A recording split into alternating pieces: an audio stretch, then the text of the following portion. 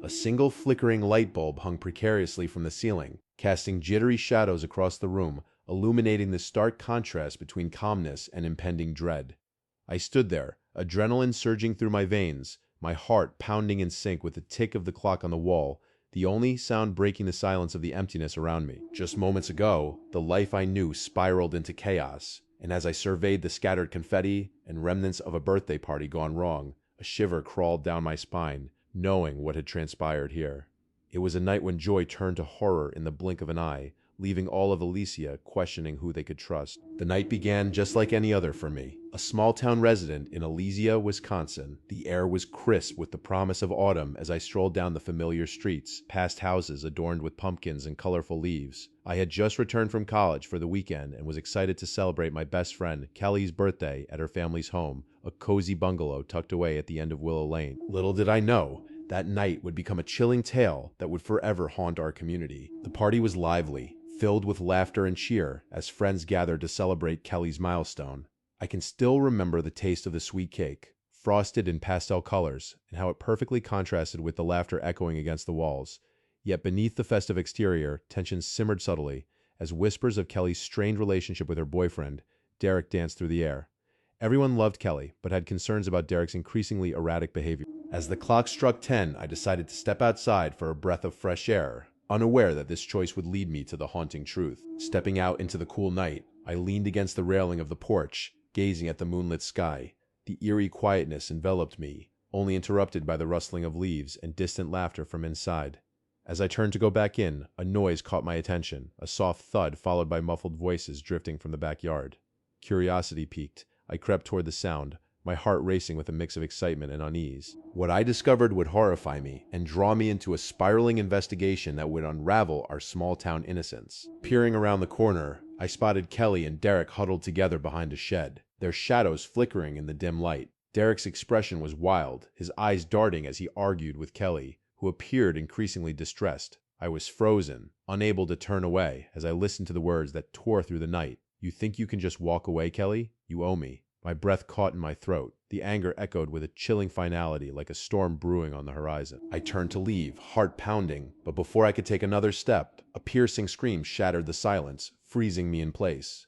Rushing back into the house, I yelled for everyone to help, panic coursing through my veins. We all bolted outside, but the scene that awaited us was otherworldly. The vibrant birthday party atmosphere crumbled into chaos. Kelly lay on the ground, crumpled and motionless, while Derek stood above her, his hands stained with crimson, disbelief etched on his face. Confusion gripped me as others screamed, calling for help. It was a world turned upside down. No more laughter, no more celebration. Only sirens wailing in the distance as we stood frozen in horror. The investigation that followed drew a dark curtain over Elysia. Police arrived, their blue and red lights painting the once joyful scene in despair. We were all questioned, stared at like we held pieces of a puzzle only we couldn't see. The townspeople were in shock, unable to comprehend how a night intended for joy devolved into an unspeakable act of violence. I found myself recounting the evening repeatedly, feeling the icy grip of fear as I realized that none of us were truly safe. What had Derek done? Days turned to weeks, and investigations revealed a web of secrets weaving through our small town. The whispers about Derek morphed into a frenzy of allegations. He had once been a promising student, but a sudden shift in character led to erratic behavior. I learned he had accumulated debts, gambling with money he couldn't afford to lose. Kelly was his last tether to a stable life. Twisted logic led him down a dark path, and it became apparent he viewed her as a possession rather than a partner. Each revelation felt like a knife twisting deeper, haunting me with a dread I couldn't shake. I still remember the chilling day when the police finally charged Derek with murder. The courtroom buzzed with tension, a palpable fear settling over everyone present.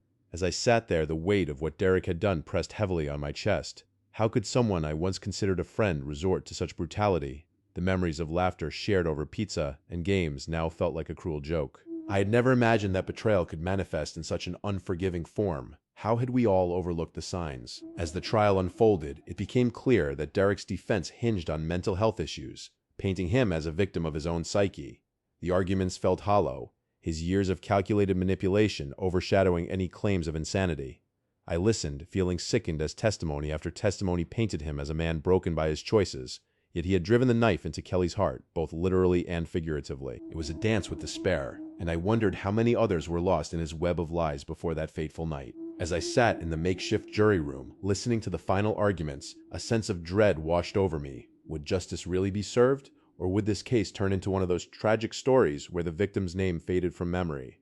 The jury was sent to deliberate, and anxiety coiled around me like a serpent, squeezing tighter with each passing minute. It felt surreal, as though I was trapped in a nightmare I couldn't wake up from, grappling with the uncertainty of what the verdict would mean for our town. Would we ever reclaim our peace? Weeks later, Derek was found guilty, but the relief I felt was overshadowed by the gnawing questions that lingered. Kelly was gone, and no verdict could bring her back. We placed flowers at her grave, a somber reminder of the laughter that filled the air just weeks before. Yet, amidst the grief, I couldn't shake the feeling that darker truths lurked beneath the surface of that night. Were there others like Derek hiding among us, waiting for their chance to strike? The unsettling uncertainty followed me like a shadow, whispering that safety was merely an illusion. Now, years later, the memory of Kelly's laughter mingles with the echo of her absence. Elysia has slowly moved on, but I am forever altered by that night, haunted by the shadows that reside within the hearts of those around me. I often find myself looking over my shoulder, questioning the intentions of acquaintances and friends. Are we safe, or are we just oblivious to the monsters in our midst? The chilling truth remains, how well can we ever truly know those we hold dear? It wasn't supposed to end like this. I stood on the side of the empty highway, the cold wind biting at my face, staring in horror at the twisted wreckage of a three-wheeled motorcycle, the metallic sheen now dulled with dark blood. A pair of headlights approached in the distance, and I clutched my phone unnervingly. I was supposed to capture the perfect moment of freedom, the thrill of adventure, but all I had now was an image of chaos and despair. Little did I know, this incident would unravel a harrowing story of betrayal and greed in our seemingly idyllic town of Millington. My journey began on a sunny afternoon in June 2021, the air buzzing with excitement as I prepared for a weekend adventure with my best friend, Marco. Our plan was simple: take his new three-wheeled motorcycle for a spin along the scenic route at Lakeview Park. Marco had always been an adventurous spirit, just like me. We were inseparable, bound by a love for thrills and a taste for freedom. The moment I saw that shiny machine parked at his driveway, I knew we were destined for an unforgettable experience. But fate had other plans in mind for us. As we revved the engine and the tires screeched against the pavement, adrenaline coursed through me, igniting a sense of invincibility. The wind whipped through my hair, the world blurring around us as we sped through the tree-lined streets, laughter echoing in the air. Marco kept glancing back at me, his exhilaration radiating in every smile. But beneath the surface, unspoken worries hung in the air. Marco had hinted at financial troubles and debt, but I dismissed it, focusing instead on the thrill of the ride. We hadn't a clue that darkness was creeping into our adventure. The first sign something was off came unexpectedly, like a cold wave crashing over us. We stopped for gas at an isolated station on the outskirts of town, the fluorescent lights flickering ominously. I noticed a group of men loitering nearby, their eyes darting toward Marco as he filled the tank. I couldn't shake the feeling that they were watching us. A chill ran down my spine. Marco, however, seemed oblivious, chatting animatedly about our ride. Little did I know, the very people we encountered at that desolate station would be the harbingers of doom in our thrilling weekend. As we continued on our way, I kept glancing back at the gas station in the rearview mirror, unable to shake my unease. Forcing myself to focus on the ride, we sang along with the music blaring from Marco's phone, just two friends living in the moment. But that carefree atmosphere shattered like glass when, moments later, a loud bang pierced the air, followed by the unmistakable screeching of tires. Before I could register what was happening, the motorcycle wobbled violently, sending us spiraling toward the ground. My last thought before everything went dark was a frantic plea for survival. I awoke in the hospital disoriented and terrified. The clinical smell of antiseptics invaded my senses, and the murmur of voices floated around me like ghostly whispers. When I learned Marco had died in the accident, the world crashed down around me. What should have been our triumphant adventure had turned into an unspeakable tragedy. The police investigating the scene discovered evidence that pointed toward foul play, slashed tires, and a bullet casing found nearby. The fun-loving escapade had morphed into a chilling whodunit. My best friend was murdered, and I was left alone to piece together the puzzle. In the days that followed, the investigations unveiled tangled threads of betrayal stretching beyond my understanding. Marco had tangled himself in a dangerous web of gambling and debts in his pursuit of lifestyle. It turned out the men from the gas station were collectors sent to retrieve what he owed. The thought of my friend's once vibrant spirit falling victim to such darkness left me hollow. Each revelation felt like a weight pushing me down. I was not just mourning my loss, but grappling with a reality blurred by greed and betrayal. Who could I trust now? Yet, as the investigation progressed, an even more sinister plot revealed itself. A witness came forward, a gas station attendant who'd seen the entire exchange and described the confrontation between Marco and the men. A heated argument turned violent. The police dug deeper, revealing that this was not just a robbery gone wrong. Marco had refused to cooperate with them, and they were furious. The depth of betrayal struck me harder than anything else. If only I had listened. If only I had known the extent of his struggles, maybe Marco would still be alive.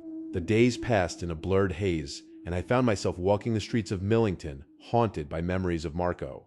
The laughter we once shared echoed in my mind, a bittersweet reminder of the life he had lost. I visited the spot where the accident had occurred, a place now stained with grief and regret. As I stood there, I spotted something glimmering on the ground amidst the dirt.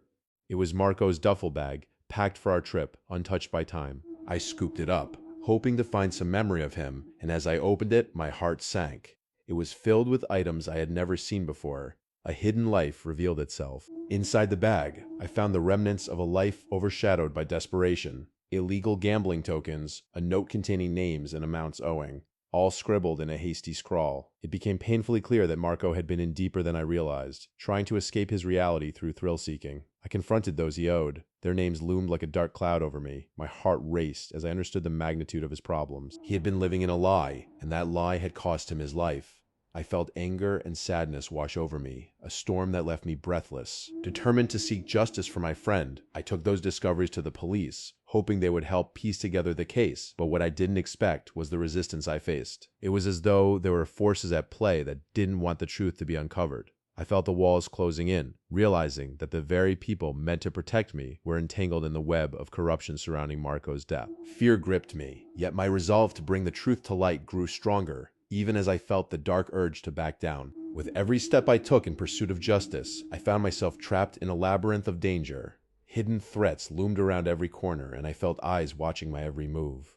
I uncovered more about the gambling ring, realizing its ties to powerful figures in Millington. Friends turned to shadows, trust had become a fragile concept, and I learned quickly that revealing the truth could invoke retaliation. Straying too close to the edges of the dark underbelly had become a perilous game, and with each passing day, my own life became increasingly unsafe. As the anniversary of Marco's death approached, I felt a darkness settling over me, a chilling realization that the truth may never see the light. The whispers of those who once called me a friend now turned into rumors of betrayal, but I held on to the hope that somehow justice would prevail. I planned a memorial for Marco, hoping to gather support from our community, a final tribute to remind everyone of the vibrant spirit that was lost. But even as I planned, uncertainty loomed large. Who could I truly trust to stand by me? On the day of the memorial, I arrived at the site with a heavy heart, surrounded by familiar faces that felt strangely distant. While I spoke about Marco, sharing stories of joy and laughter, the atmosphere was thick with tension. I could sense eyes darting around suspiciously, whispers trailing behind me like ghosts. Just as I began to feel hope swelling within me, a figure appeared in the distance, a man who resembled one of the individuals who had confronted Marco at the gas station. My heart raced. Was this a coincidence or something more sinister? The question haunted me, a ghost that refused to fade away. In the days that followed, I couldn't shake the feeling of threat looming over me. My phone buzzed with notifications, but the texts I received unnerved me. They were cryptic and threatening, as if someone wanted to silence me to bury the truth deeper than it already was. I became a prisoner of my own fear, questioning every decision I made, each call I took. The darkness had seeped into my life, leaving me to wonder if I had unwittingly walked into a trap from which I couldn't escape. The memory of Marco was my only solace, yet even that was plagued by doubt. Was I meant to follow his path, or was I fighting a battle that was already lost? As I lay awake at night, staring at the ceiling, I felt the oppressive weight of uncertainty pressing down on me. The question lingered like a dark cloud. How well do we truly know those we call friends? Or perhaps, the darker realization struck even harder. Is it possible that those we cherish may hide life-altering secrets behind their smiles? I had lost Marco, but now I faced the impending dread of losing myself in the chaos his life had left behind. Millington had changed forever, leaving us in an achingly unresolved mystery, one that would haunt me long after the last echoes of his laughter faded away. The blood-curdling screech of metal on metal pierced the night, echoing through the otherwise quiet neighborhood as I stood frozen, disbelief washing over me. The once bustling spirit of Maple Hill had transformed into a haunting scene, with shadows creeping beneath the flickering streetlights. My heart pounded in my chest as I turned to face the carnage, the twisted remains of a car resting unnaturally in the grass, but the true horror lay in what it left behind. That was when I realized this was no mere accident. This was the grim consequence of a dark secret that had been buried beneath the town's surface for far too long. It all began on a fateful summer evening in 2021, when townsfolk were preparing for the annual Maple Hill Festival. The air was alive with excitement as families set up their booths, eager to showcase their wares. I had grown up in Maple Hill, where the intimate charm of the town felt like a comforting hug. But every town has its hidden corners, and Maple Hill's charm concealed a darkness that few dare to confront. I was there to soak in the joyous atmosphere, but little did I know, the festival would unravel a chilling narrative that would tear the community apart. As I wandered through the festival, I marveled at the laughter and vibrant colors enveloping the park, unaware that a seed of dread was being sown beneath the surface. The local high school band played lively tunes while children darted between booths, their giggles mingling with the sweet scent of cotton candy. Everything felt perfect, until I noticed a disheveled man, Sam, lurking at the edge of the festivities. Sam was known in town, a once fun-loving character who had slipped into darkness, a shadow of his former self burdened by addiction. My instincts prickled as I watched him intently. He seemed to be plotting something sinister amidst the blissful chaos. The atmosphere shifted when I spotted a group of teenagers at the far end of the park. Their laughter silenced as they approached Sam. As I neared, overheard snippets of their conversation, an uneasy mix of mockery and concern. "Are you still hanging around here, Sam? You want to score or something?" The joke hung in the air like a toxic cloud. It was a reminder of how quickly camaraderie could morph into cruelty. But under the facade, something darker simmered. The tension between Sam and those kids felt palpable, almost electric.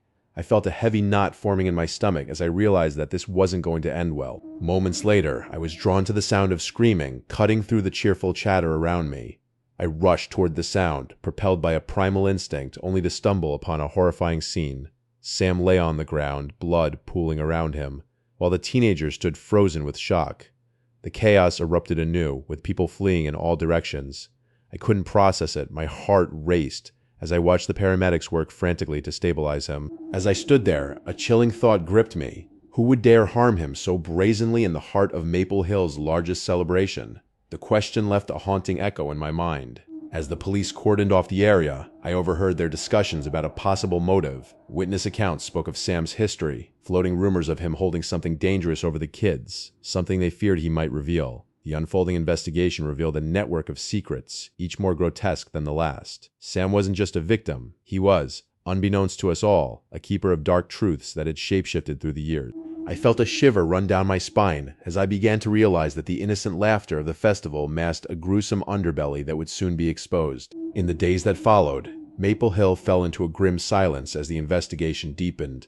The news cycle buzzed with coverage of Sam's condition, his past resurrected like a ghost haunting the town. People whispered behind closed doors, debating if he had brought this upon himself, or if he had merely been in the wrong place at the wrong time. Was it true that he'd been threatening to expose the dark past of some influential families in Maple Hill? Tension rose as secrets began to unravel. Friendships shattered under the weight of buried sins. The idyllic facade of our town began to crack, and I could feel its essence change. As I sat in the town hall meeting called to discuss the chaos, panic spread like wildfire. The mayor attempted to calm the crowd, but the tension was palpable. Fists pounded on tables as people clamored for answers. Sam was still in critical condition, but news of his potential recovery brought a glimmer of hope. Yet something felt ominously wrong. His survival could mean the reopening of old wounds, secrets that had been buried longer than anyone could remember. As the meeting escalated, I felt the hairs on my neck prickle. What secrets had Sam been hiding, and who would be affected if he lived to tell the tale? With each passing day, the tension grew thicker as the police continued to dig deeper, investigating not only the attack on Sam, but also the community's collective silence surrounding him. The darkness that had lurked beneath the surface began to show its face as whispers of corruption and deceit reached my ears. People I once trusted began to look suspicious, their smiles now masked with fear. I found myself standing in the center of Maple Hill's history, desperately trying to understand how a place I loved had turned into a breeding ground for secrets and betrayal. Would I still be able to call this place home once all was revealed? Finally, the day arrived when Sam regained consciousness and the entire town held its breath. When he did wake, his eyes sparkled with unyielding determination, and I could see there was a weight he carried, not just from the attack, but from the countless secrets that threatened to spill out. The investigators pressed him for answers, and as details poured from his lips, the tension in the room thickened. It became clear that he held the key to unraveling the web of deceit that had ensnared Maple Hill for generations. The question remained, Would he share those secrets with the world, or would fear compel him to keep silent once again? I attended the hearing where Sam's testimony would finally be shared with the community, and the air crackled with anticipation. Families filled the seats, anticipation festering like a wound. The truth he revealed shook the very foundations of Maple Hill. Connections between powerful families, cover-ups, and hidden scandals unfurled before our eyes like shadows in the night. I felt